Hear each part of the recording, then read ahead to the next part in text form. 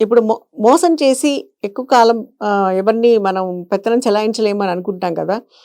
ఇప్పుడు ఈ రోజు సిట్యుయేషన్ ఎలా అంటే మీరు ఇప్పుడు టీవీలు పెడితే కాలేజీలు, మేనేజ్‌మెంట్‌లు అడ్వర్టైజ్‌మెంట్ చూస్తూ ఉంటారు. 1, 1, 4, 4, 9, 9 పైగా ఒక ర్యాంకుని 5 ఒకే పిల్ల ఫోటో మొన్నొచ్చింది.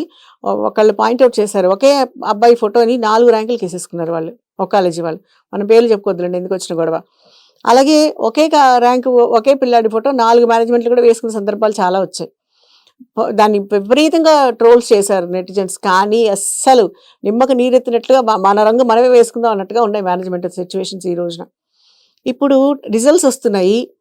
ఇన్ని ర్యాంకులు సంపాదిస్తున్నాము. ఈ 100 ర్యాంకుల్లో వాళ్ళు మోత మోయించే దాంట్లో ఒక్క మేనేజ్‌మెంట్ అయినా దయచేసి నేను అడుగుతున్నాను. జీవిత పాఠాలు ఎన్ని మేనేజ్‌మెంట్‌లు భరోసా ఇస్తున్నాయి. మీ పిల్లవాడు ఫెయిల్ అయినా పర్వాలేదు. మీ పిల్లవాడు ఏదో ఒక రకంగా బతకగలిగిన జీవితంలో కావాల్సిన సత్యాన్ని మేము నేర్పించగలము. అది పుస్తకాల్లో ఉండదు. స్కూల్ వాళ్ళు నేర్పించగలగాలి. ర్యాంకులైనా స్కూల్ అంటే అదేమన్నా ఫ్యాక్టరీనా చెప్పండి? మేము ఇంత అందమైన వస్తువుని తయారు చేస్తామని చెప్పడానికి. స్కూల్స్ విద్యాలయాలు అవి ఫ్యాక్టరీలు కాదు. అక్కడ అందులో మెటల్ని కరిగించి పోసి వస్తువులు బయటికి తీయట్లేదు. దయచేసి అర్థం చేసుకోండి. తల్లిదండ్రులు, పిల్లలు అందరికీ నేను చెప్పే రిక్వెస్ట్.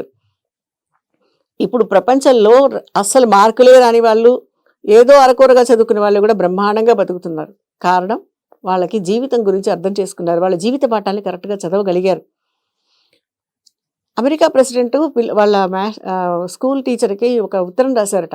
మా అబ్బాయికి ఎప్పుడు సక్సెస్ స్టోరీసే కాదు ఫెయిల్ స్టోరీస్ కూడా చెప్పండి అని. మా అబ్బాయికి ఫెయిల్ అయితే కూడా ఎలా ఉంటుందో కూడా చెప్పండి.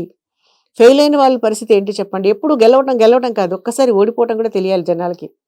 ఓడిపోవటం అంటే అందరినీ ఓడిపోండి, మోసపోండి అని నేను చెప్పట్లేదు. కానీ ఎప్పుడు గెలవటమే తెలిసిన వాడు ఒక్కసారి ఓడిపోతే భరించలేడు.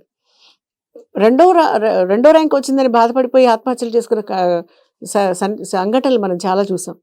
అసలు జీవితం అంటే మార్కులేనా చెప్పండి?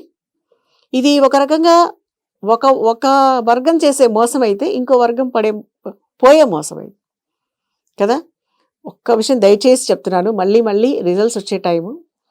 ర్యాంకులు వెనకాల పరిగెత్తి జీవితాన్ని మోసం చేయకండి. మీ ప్రాణాలని మోసం చేయకండి దయచేసి. జీవితం అంటే మార్కులు కాదు.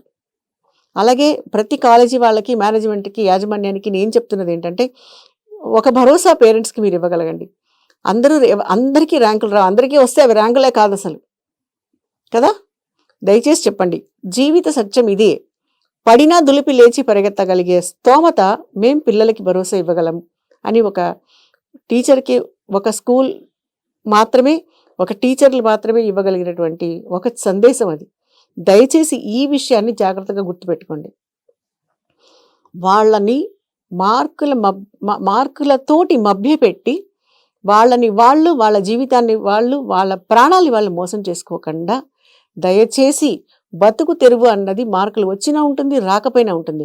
అది బతికే తీరు, ఎంచుకున్న రోడ్డును బట్టి ఉంటుంది. వాళ్ళు ఎంత సాఫీగా వెళ్తున్నారు అన్నది. అంతే తప్ప మార్కులు కాదు. దయచేసి చెప్తున్నారు. మార్కులు వచ్చే వాళ్ళకి వస్తే, లేని వాళ్ళకి లేదు. మార్కులు జీవితం కాదు, జీవితం మార్కులు కాదు. జీవితంలో పడాల్సిన మార్కులు మనం ఆలోచించే పద్ధతి, మన వ్యక్తిత్వం, ఎదుటి మనిషిని గౌరవించే గౌరవంలో ఉంటాయి మార్కులు. దాన్ని బట్టే మన మార్కులు పెరుగుతాయి. దాన్ని బట్టే మన జీవిత స్థాయి పెరుగుతుంది. దయచేసి అర్థం చేసుకోండి.